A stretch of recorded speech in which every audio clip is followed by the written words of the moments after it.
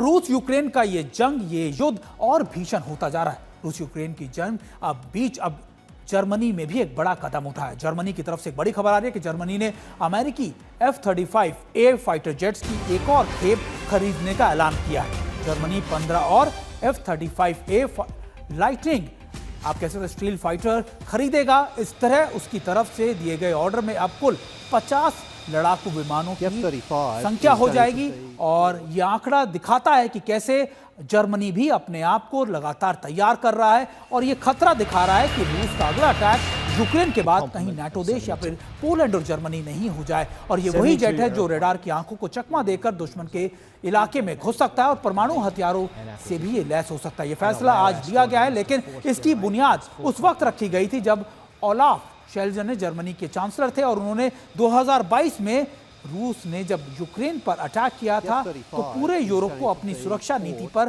पूर्ण विचार करना पड़ा था, लगातार रिव्यू करना पड़ा था। जर्मनी ने उस वक्त इस रक्षा सौदे को या रक्षा नीति में युग में $100 अरब यूरो को की विशेष रक्षा बजट का ऐलान किया था। और अब उसी बजट में जर्मनी ने अपने पुराने टोर्नेडो फाइटर जेट्स को रिटायर भी कर दिया है और अब उसकी जगह ले रहे हैं F-35A।